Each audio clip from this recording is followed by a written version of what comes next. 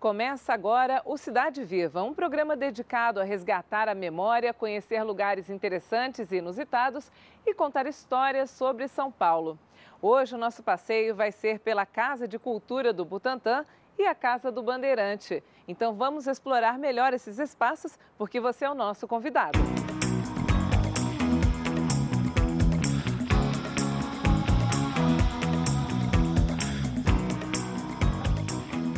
O nosso guia e anfitrião da casa é o Danilo Leite, coordenador da Casa de Cultura do Butantã. Danilo, conta pra gente a história do surgimento dessa casa. Bom, a Casa de Cultura do Butantã, ela foi construída para ser um sacolão. Nos anos 90, né, mais ou menos em 90, 89, 90, houve uma ocupação cultural, né, uma solicitação das pessoas da região, que ocuparam a casa com diversas atividades. Em 92, ela foi oficialmente transformada em Casa de Cultura. Hoje em dia tem mais de 20 atividades, entre esportivas, culturais, artísticas e oficinas também. Sim, nós temos teatro, música, diversas atividades para todas as idades, né? A família, tem diversos pais que trazem os filhos, tem crianças que começaram fazendo teatro aqui, continuam até hoje fazendo outras atividades, né? A casa é bem movimentada. Todos os professores, eles são voluntários, né? E atuam o ano inteiro na casa e já são de coletivos bastante consolidados na região. Como as pessoas fazem para se inscrever e participar? Olha, a gente pede para a pessoa vir, conhecer a aula, conhecer os professores, fazer uma aula, faz a sua inscrição e participa. O que a gente pede é a pessoa ter vontade. É tudo gratuito? Tudo gratuito. Todos os nossos cursos são gratuitos. Bom, a gente está em frente a um quadro para mostrar um pouquinho, ter uma ideia das atividades que são desenvolvidas por aqui. Olha só, gente, Liangon. Explica pra gente, isso aqui é difícil saber o que é. Liangon é uma atividade que já acontece na casa há bastante tempo, né? O Liangon, o Tai Chi Chuan, eles são parte da mesma escola, né? E antes da casa ser casa já acontecem essas atividades aqui. Aí tem na dança de salão, tango, violão, teclado, pintura e tecido, dança circular, grupo terceira idade, orquestra de cordas que a gente vai conhecer, dança cigana, yoga, kung fu, sapateado. É difícil achar sapateado, Bem né, difícil. hoje em dia. Já foi assim, já teve uma febre de jazz, sapateado. E aqui tem uma coisa muito boa, capoeira, zumba e oficina de rap. Então vamos conhecer os espaços da casa melhor? Vamos lá.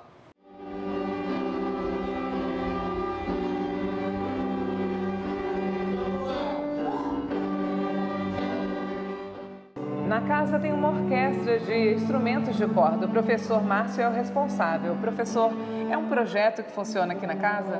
Então, aqui na Casa de Cultura é uma parceria da Casa de Cultura com o Projeto Passarinho. O Projeto Passarinho é um projeto mantido pela Associação pela Família, uma associação antiga que tem mais de 60 anos, e eles mantêm 4 polos aqui no Butantã.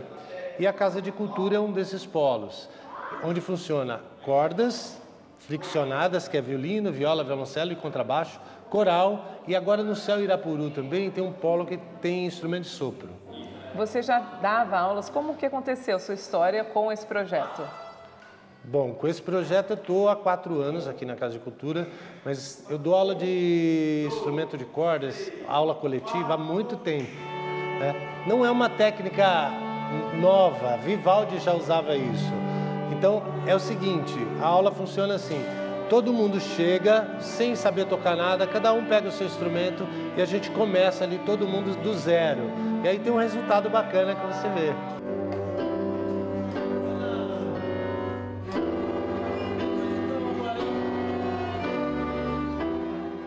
E é interessante que é uma sala bem heterogênea, tem pessoas de várias idades.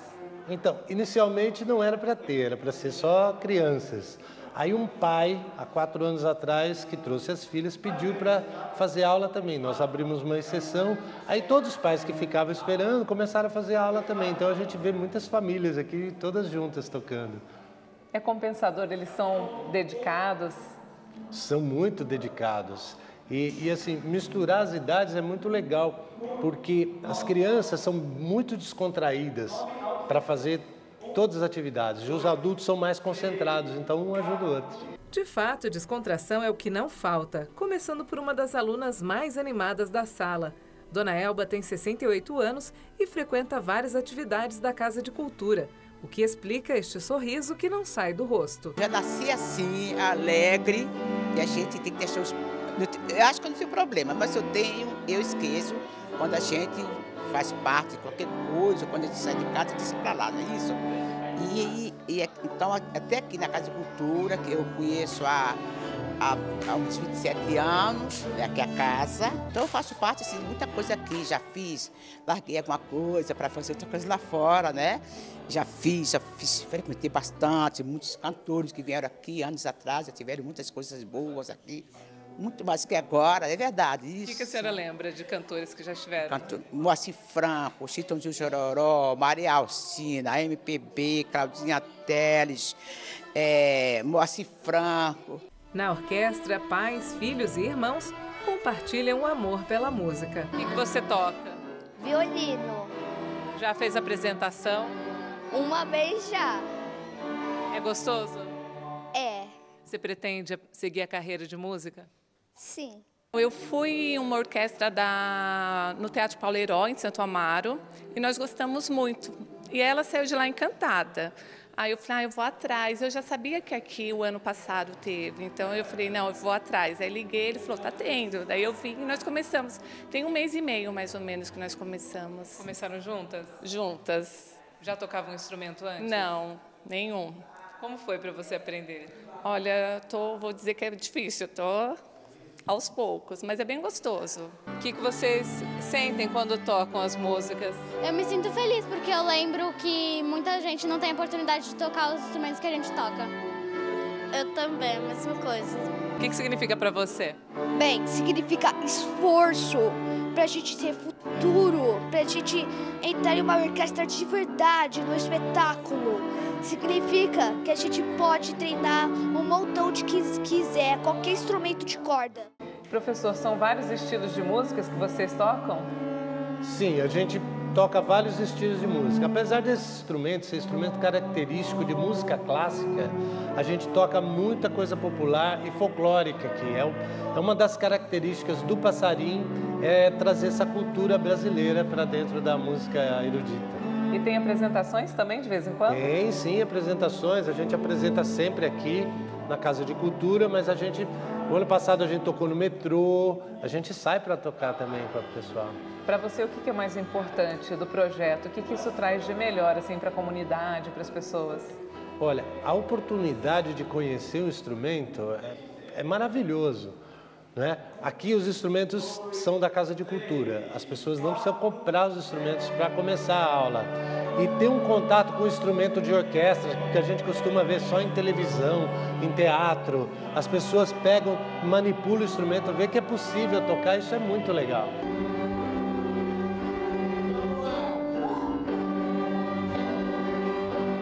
Esse é o espaço mais amplo da casa. Isso, esse é o nosso teatro, aqui que a gente recebe as nossas atividades, né, de programação, música, peças de teatro. A gente tem uma capacidade aqui de aproximadamente 500 pessoas, né? A gente tem as cadeiras que são móveis, que a gente coloca para acomodar melhor as pessoas nas atividades. E o que acontecem durante a semana, a casa é ocupada por oficinas, né? Oficina de teatro, oficina de música, e de final de semana a gente recebe essas atrações. Danilo, quantas pessoas participam das atividades regulares? Olha, durante a semana, aproximadamente, a gente tem uma rotatividade de 1000 pessoas, né, entre inscritos que participam das oficinas, fora as nossas atividades esporádicas, né, que são shows, espetáculos que acontecem mais no final de semana. As nossas oficinas acontecem de segunda a sábado. Os domingos, na sexta, sábado e domingos, que a gente consegue acomodar outras atividades também. Vocês utilizam bastante o palco? Bastante, bastante. O pessoal olha aqui bastante o teatro aqui e quem não quer se apresentar num teatro desse? Como que o pessoal pode saber da programação? Olha, a gente usa bastante as nossas redes sociais, só acessar o nosso Facebook, Casa de Cultura do Butantã, ou vir aqui à nossa casa conhecer a programação.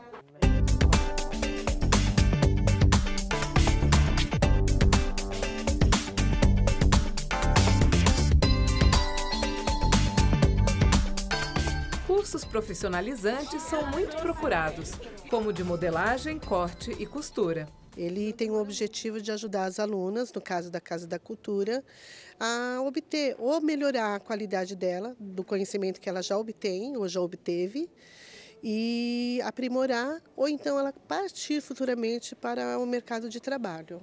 O que ele ensina? Ele vai ensinar a base de corte. Primeiro nós começamos com a modelagem, que é a parte mais difícil, porque o mercado ele tem um leque muito grande. Então nós temos desde modelar, cortar, costurar, artesanato, então ele é muito grande. Então o aluno ele pode escolher um setor. Então eu tenho, por exemplo, alunos que escolheram o setor de CAD, que seria já a parte computadorizada, e ele foi para o mercado de ampliações de vestuário no mercado têxtil. Tive já alunos que foi para a parte de modelagem, só como modelista. Tive alunos que foi para a parte só de produção.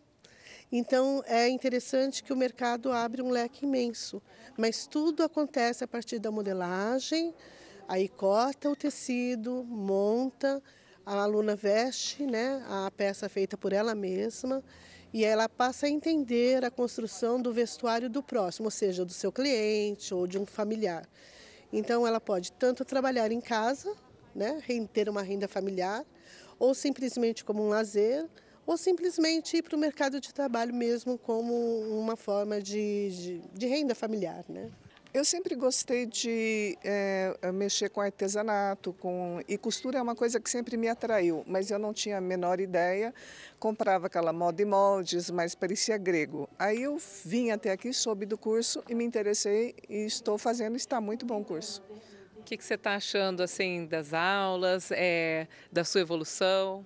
Olha, o começo foi muito difícil, porque como você não tem a noção nenhuma de corte, de modelagem, mas o método da Valquíria é um método assim prático, você aprende desde o básico e daí você começa a desenvolver. Só que assim, você também tem que praticar um pouquinho em casa. Eu frequento a Casa de Cultura, eu faço alguns outros cursos por aqui e o que me atentou foi o artesanato, porque como eu sou origamista, então são técnicas, materiais, ferramentas, são mais estudos, laboratórios para o meu processo criativo. Qual a sua intenção?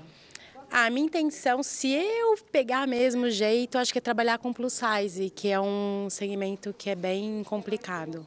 Tem pouco, né? Tem pouco, tem pouco. Já viu aluno conquistando a independência financeira? Já, e é maravilhoso. Foi isso que me fez procurar a Casa da Cultura.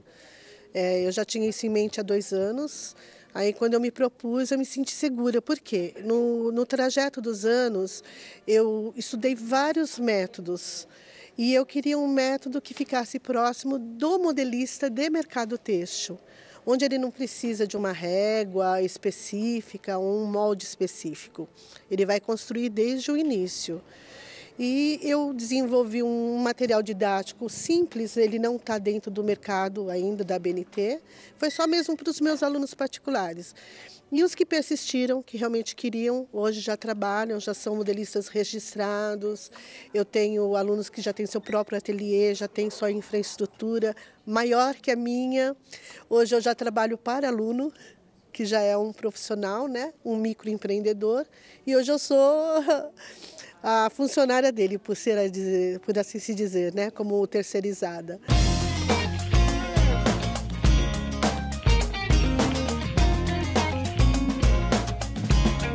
Nesse anexo funciona uma biblioteca. Isso, esse é o nosso ponto de leitura, que funciona de terça a sábado, né? Nós temos mais de 1000 livros no catálogo, nós temos diversos livros infantis, diversos livros adultos, de literatura, né? Consultas universitárias. Nós temos audiolivros também para pessoas que têm algum tipo de deficiência ou que querem apenas escutar o livro ao invés de ler, né? Algumas pessoas têm problemas de visão, não necessariamente né, são deficientes visuais, mas terceira idade, que tem algum problema de leitura, pegam os livros, os audiolivros para escutarem esse material. Estou vendo que tem uma mesinha, o pessoal pode ficar aqui. Sim, o pessoal vem. E também levar emprestado? Pode, o pessoal só vem alugar, levar o livro, ficam 15 dias com o livro, devolvem. Né? As pessoas vêm aqui, muita gente vem ler o jornal aqui, vem ler os próprios livros também. Né? A gente, nos quadrinhos, né? As crianças adoram a Turma da Mônica também.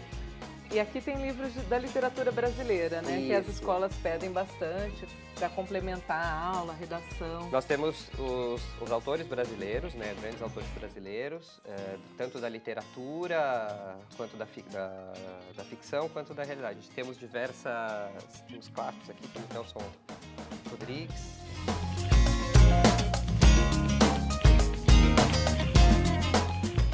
No próximo bloco, a gente vai conhecer a Casa do Bandeirante, um patrimônio histórico que pertence ao Museu da cidade de São Paulo. Não saia daí que a gente volta já já.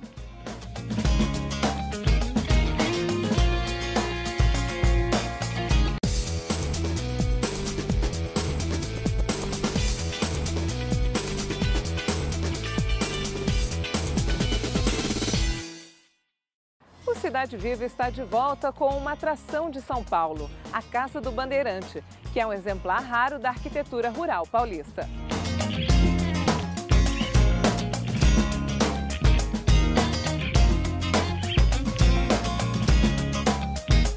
A Casa do Bandeirante é um dos 3 equipamentos que pertencem a uma instituição pública municipal, que é o Museu da Cidade de São Paulo. E a Júlia Anversa que vai explicar a história da casa para a gente, porque ela é coordenadora de educativo do museu. Júlia, de quando é essa casa? Essa casa, ela é provavelmente do século XVIII. Faz parte de um conjunto de casas rurais do período colonial de São Paulo, né? E essa estrutura ela é típica dessa época, dessa construção de taipa com esse telhado e essas organizações internas. Esse modelo aqui é um modelo colonial, muito comum na época? Algumas estruturas da casa, sim, são bastante comuns desse período colonial em São Paulo. Já não restam tantos exemplares espalhados pela cidade, né? E essa daqui é uma que é preservada justamente por isso, assim. Ela mostra um pouco das mudanças, das soluções arquitetônicas e do habitar na cidade, né? Desde aquela época. E vocês sabem quem a construiu, as pessoas que moraram, algumas famílias que moraram nela? Olha, famílias moraram ao longo desses séculos, né? E provavelmente todas essas casas do período colonial, naquela época, a mão de obra era basicamente escrava, né? Ou indígena ou negra. Em São Paulo, mais indígena nessa época colonial. Então, essa casa foi construída por escravos para famílias de fazendeiros. E depois ela se tornou a Casa do Bandeirante. Por que ela recebeu esse nome, né? Porque a gente sabe que o Bandeirante foram aquelas pessoas que desbravaram, entraram no estado adentro. Ela tem esse nome porque foi uma concepção, né? Toda a figura do Bandeirante, esse personagem, ele foi uma construção do século XX, né? De um momento em que se celebrava um pouco a cultura e a história do estado de São Paulo. Então, houve um momento, assim, que a gente conhece como Quarto Centenário, em que houve celebrações para comemorar o Quarto Centenário da cidade de São Paulo, e esse personagem, que é o Bandeirante, foi exaltado, mas aqui a gente, na verdade, desconstrói um pouco essa história, porque primeiro não há registros de que um bandeirante de fato tenha vivido aqui, é uma casa familiar, rural, né? E outra, a gente também agora tem desmistificado, né, com o passar do tempo, essa imagem que se criou do bandeirante, né? Ele já não é mais aquele dos livros de história que foram criados no meio do século XX, né? Então, está associado a esse nome, porque naquela época fazia sentido você falar que aqui morou um bandeirante, se celebrava essa imagem, e hoje em dia não, a gente desconstrói um pouco também essa figura. Localizada na região do Butantã, a casa fica perto do Rio Pinheiros. As casas dessa época, elas costumam estar mais próximas aos cursos d'água, né? Por causa de recursos hídricos mesmo, por causa de transporte, né? Os rios, infelizmente, já não são mais usados para isso, mas naquela época ainda eram, né? Os caminhos mais consolidados, até pela cultura indígena que existia em São Paulo anteriormente, né? E uma coisa muito curiosa dessa localização é que a casa hoje, ela dá as costas para o rio. Mas por quê? Ela se manteve no mesmo lugar, na construção original. Só que o rio mudou, então ele passava para lá da casa, e aí depois que ele foi canalizado no meio do século XX, ele passou para o outro lado. Então o mapa da casa mudou em relação ao rio.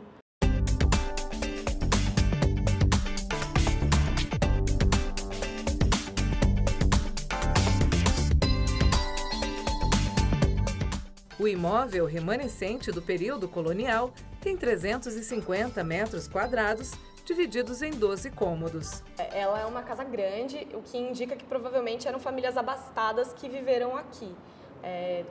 Não se sabe exatamente quantos membros das famílias, né? Também existem estudos que relacionam essas casas às paradas de tropeiro. Então, além de serem residências de famílias, elas também serviam como ponto de parada justamente para essas pessoas que circulavam pelo interior de São Paulo, né? Então, também há estudos que falam que há cômodos aqui que serviam de parada de tropeiro, de capela, assim, mas é uma casa grande, provavelmente de uma família abastada, até porque para construir em taipa, né, precisava de muitos escravos, a mão de obra tinha que ser extensa, e para você ter essas posses, você pertencia a uma família abastada, né?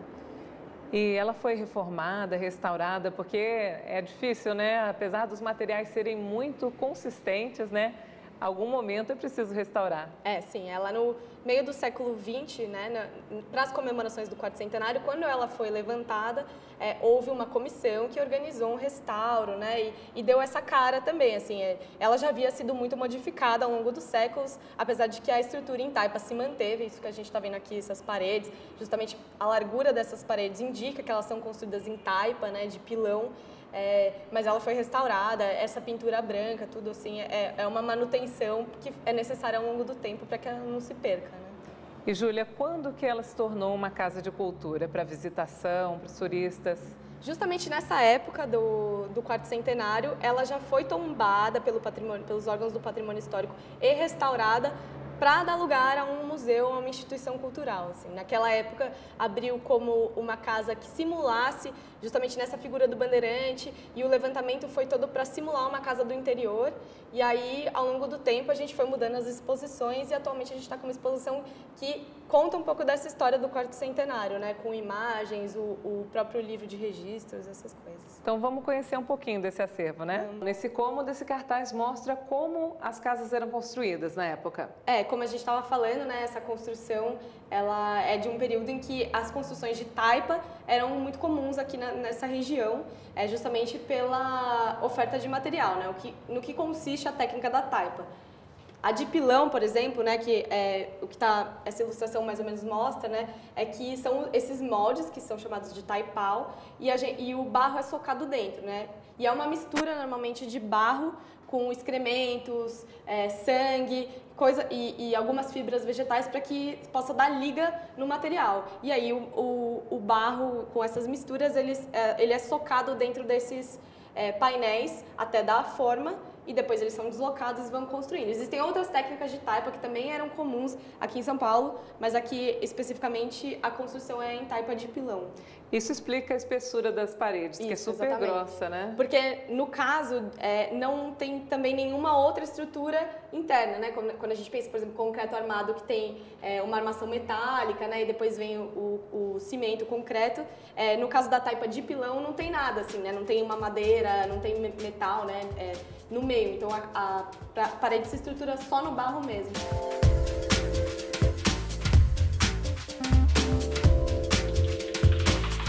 Agora nós estamos na frente da casa, essa é a fachada. Isso, essa é a fachada, e aí que a gente estava conversando, né? O rio, ele passava aqui, então as pessoas que estivessem aqui estariam olhando para o rio, e agora a gente está de costas, né? E todo esse terreno também que sobrou, ele sobrou do parcelamento depois do bairro, né? O bairro se desenvolveu depois dessa casa, né? Então tudo que a gente conhece aqui no entorno são as vias novas, tanto que, por exemplo, a gente está bem mais elevado do que o nível da rua, né? A gente sobe muito, esse seria o nível do terreno normal. E aí, o resto fez terraplenagem? Foi, na época do loteamento, enfim, dessas obras todas urbanas. Aí sobrou esse lote contando um pouco dessa história, né? Do que já tinha sido aqui alguma vez. E que dias e horários está aberto o museu para que as pessoas possam vir aqui na casa, e se elas podem acompanhar também a programação através de algum site? Aqui a gente está aberto de terça a domingo, das 9 às 17 horas. O educativo funciona para atender o público espontâneo, o público agendado, é possível fazer agendamento de grupos também. E a gente sempre tem atividades, não só nessa unidade do museu, mas nas outras unidades também. Quem quiser acompanhar pode acompanhar pelo site ou pelas redes sociais, o Facebook, o Instagram, a gente tem e comunica lá também. No Facebook está como Casa do Bandeirante? Não, tá Museu da Cidade. Museu da Cidade. E aí fica sabendo da programação de tudo, E é grátis também, gratuita a entrada.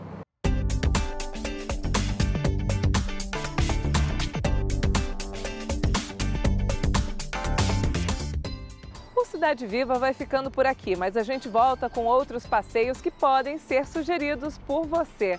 Basta escrever para o e-mail tv@câmara.sp.gov.br. Até a próxima, então. TV Câmara São Paulo. Informação para a cidadania.